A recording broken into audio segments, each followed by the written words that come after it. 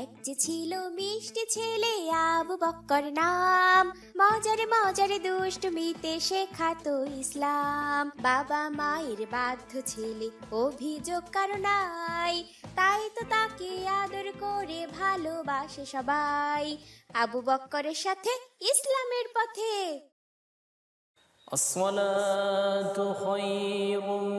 আবু বক্কর, এই যে বাবা আবু বক্কর, ফজরের আজান হয়েছে, এবার উঠে পড়ো, ফজরের নামাজ পড়তে হবে।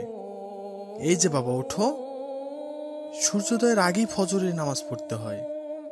উঠে পড়ো বাবা। 7 বছর বয়স থেকেই মহান আল্লাহ আমাদের উপর নামাজ ফরজ করেছেন। আসসালামু আলাইকুম। ওয়ালাইকুম আসসালাম বাবা। উফ বাবা, প্রতিদিন সকালবেলা ঘুম থেকে উঠে আমার ফজরের নামাজ পড়তে একদম ভালো লাগে না। আবু বক্কর, তুমি কিন্তু ঘুম থেকে উঠে দোয়া পড়তে ভুলে গেছো। জি বাবা, এখনই পড়ে নিচ্ছি। আলহামদুলিল্লাহ হিল্লাজি আহিয়ানা বাদানা আমাতানা ওয়া ইলাইহিন নাশুর। এবার চলো নামাজ আদায় করি। আমার ফজরের নামাজ পড়তে ভালো লাগে না বাবা।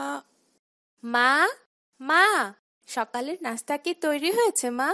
খেতে দাও না মা, আমার খুব ক্ষুধা পেয়েছে। এই তো আসছি বাবা, একটু অপেক্ষা করো।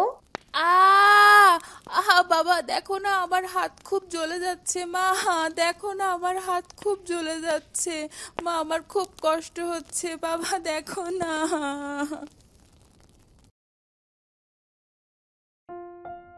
বাবা আবু বক্কর, সামান্য এই আগুনেই কতটা যন্ত্রণা। আর আমরা যদি নামাজ আদায় না করি, আল্লাহর কথা না শুনি, তাহলে আমাদেরকে জাহান্নামে শাস্তি দেওয়া হবে, জাহান্নামের আগুনে আমাদেরকে পোড়ানো হবে। আর পৃথিবীর আগুন তো জাহান্নামের আগুনের 70 ভাগের 1 ভাগ মাত্র, অথচ আমরা সে আগুনই সহ্য করতে পারি না। তাহলে জাহান্নামের আগুন কিভাবে সহ্য করব? তাই জাহান্নামের আগুন থেকে বাঁচতে আমাদের নামাজ আদায় করা উচিত, আল্লাহর কথা শোনা উচিত, কখনো নামাজ পরিত্যাগ করা উচিত নয়, কখনো নামাজে গাফিলতি করা উচিত নয়। হ্যাঁ বাবা, তুমি ঠিকই বলেছ, আমি বুঝতে পেরেছি। আমরা সামান্য দুনিয়ার আগুনই সহ্য করতে পারি না, তাহলে জাহান্নামের ভয়ঙ্কর আগুন কিভাবে সহ্য করব? আমার আর ভুল হবে না বাবা, আমি আর কখনো নামাজকে অবহেলা করব না।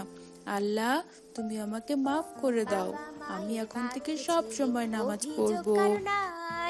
তাই তো তাকে আদর করে ভালোবাসে সবাই। মজার মজার সব ইসলামিক কার্টুন পেতে আমাদের চ্যানেলটি এখনই সাবস্ক্রাইব করুন আর পাশে থাকা বেল আইকনটি প্রেস করুন।